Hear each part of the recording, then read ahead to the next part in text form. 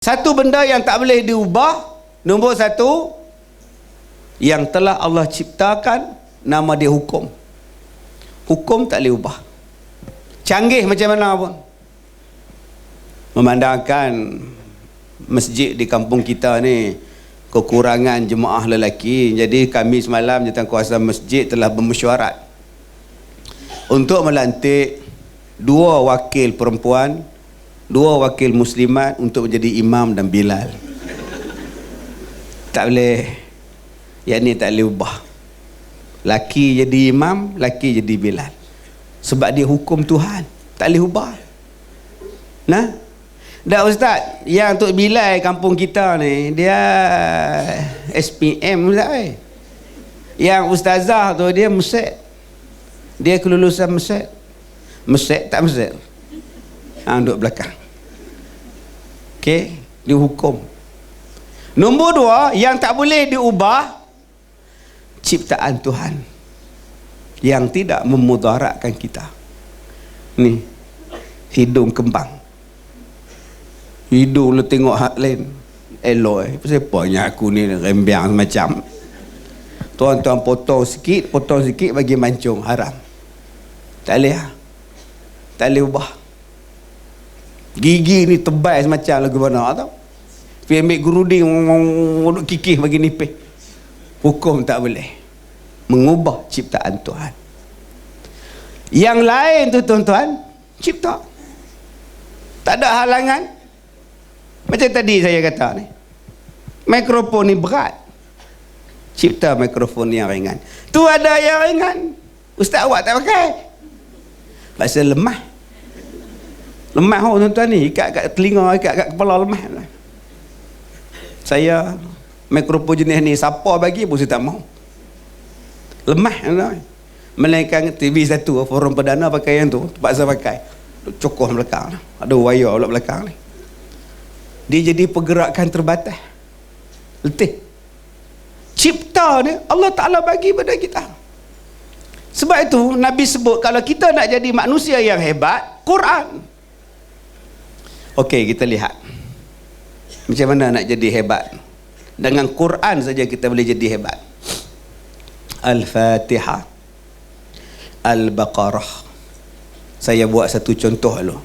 Al-Baqarah, surah lembu betina. Orang Melayu faham lembu tu apa? Bodoh. Bodoh je lembu. Lagi macam lembu dia cucuk hidung. Ingat aku lembu lah, cucuk hidung. Jadi kita dah set dalam kepala otak kita, bodoh, lembu bodoh, bodoh, lembu bodoh. Sedangkan Allah Ta'ala letak lembu nama surah. Quran tu kitab mulia, Quran tu kitab suci, nama surah lembu betina.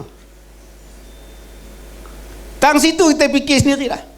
Tapi bukanlah maknanya lembu tu pula jadi Tuhan pula. Dia makhluk. Fikir, kenapa tak letak surah Adam? Al-Fatihah, Adam ada? Surah Adam pun tak ada. Ya ada surah Nuh, surah Ibrahim, surah Lut. Ini nama surah. Surah Luqman, surah Maryam, surah Muhammad ada. Tiba-tiba Allah letak surah lembu. Maknanya kita kena buang stigma tentang lembu.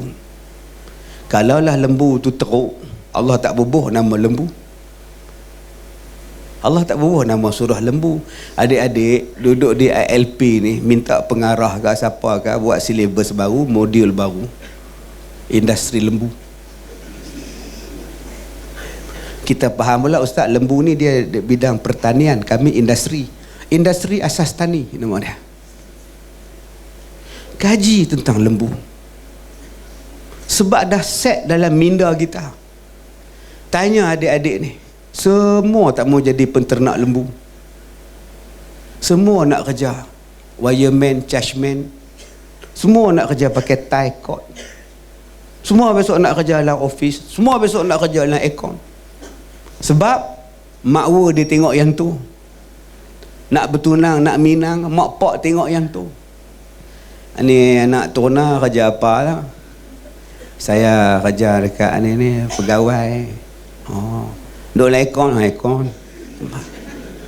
Cubalah main mina anak tuna kerja apa lah? Saya belah lembu je. Telan elok bak tu. Belah lembu orang kata. Dia tak tahu lembu tu seekor 4,000. Kalau dia ada 1,000 ekor dapat juta. Hak kerja makan gaji duk lah ekor nak dapat 4 juta bila? Mati hidup balik mati 2 kali tak dapat 4 juta.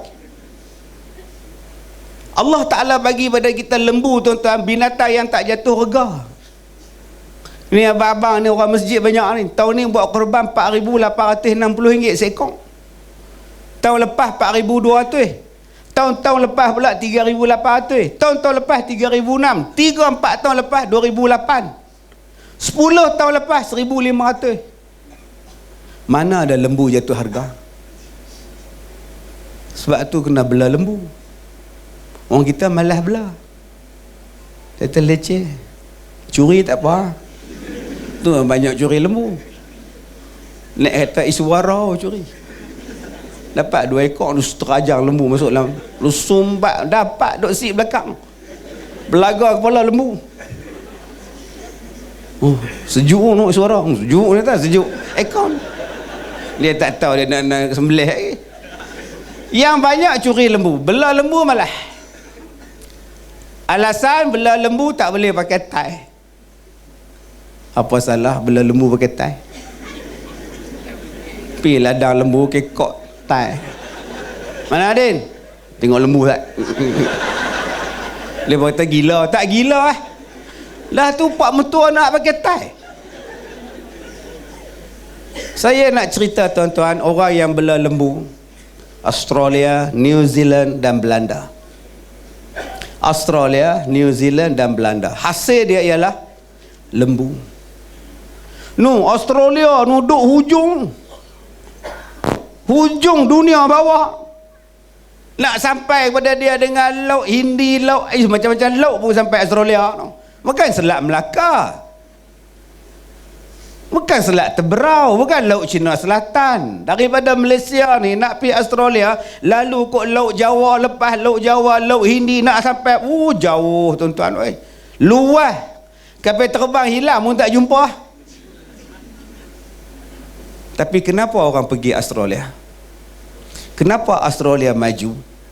Hari ini Australia mendakwa kami ada kapal terbang yang paling bahaya dalam dunia. Sebab di antara benda yang tak ada di tempat lain, berlambak di tempat mereka, ialah binatang yang Allah sebut dalam Quran. Lembu, kambing dan sebagainya. Dan mereka belah. Binatang tu lebih banyak pada orang di Australia. Dan mereka maju, kaya. New Zealand, negeri di antara negara yang paling kuat dilanda gempa bumi, New Zealand. Tapi tetap orang nak duduk di sana. Sebab daripada Cadbury yang berasaskan kepada susu, coklat dan susu. Tuan-tuan, tempat yang paling indah dalam dunia ni Eropah, Switzerland, Sweden, Belanda.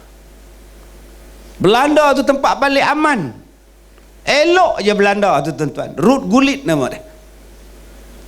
Mereka menghasilkan Dutch Lady, Dutch Baby. Industri tentang tenusu lembu berjumlah 1 trilion dalam setahun. Tapi orang Melayu sebut belah lembu bodoh. Akhirnya Belanda belah lembu. Di rumah akak-akak ni semua Dutch Lady lah, Dutch Baby lah. Abang-abang nu pergi kedai beli Cadbury, satgi pergi cari Nestle, satgi pergi cari Dumex. Jom kita ubah pahaman betapa Allah Ta'ala ni dia nak bagi pada kita satu benda yang sangat hebat. Nama dia Al-Quran. Tapi kalau kita tak mau tadabbur Al-Quran, itu baru tentang industri yang berkaitan dengan susu, industri yang berkaitan dengan daging, belum lagi industri yang berkaitan dengan bovine, Ubat-ubatan yang dapat dihasilkan daripada lembu. Kita hanya faham bila nak pergi Mekah cocok, bila nak dapat lesen peniaga penjajah cocok. Dicocok itu daripada lembu. Nama dia meningitis. Bila kita suntik nak pergi Mekah tu, ada surat kad merah, dapat kad, maknanya dah disuntik, tahan setahun, tahan 2 tahun, supaya kita sihat di sana, tak kena jangkitan lembu masuk dalam badan. Sebab lembu binatang kuat. Cuba tengok lembu tengah jalan, hujan panas relax, jarang kita dengar dia batuk semua. Antibody dia kuat. Tuan-tuan ni sekejap balik pergi klinik, makcik semua duk sejuk tak tahan, tak tahan tu nak bersin tu tak tahan, tu malah dengan ceramah. Astagfirullahalazim. Apa kaitan dengan ceramah dengan tak tahan sejuk pula? Tuan-tuan, satu ayat dalam Quran dia sebut tentang lembu saja.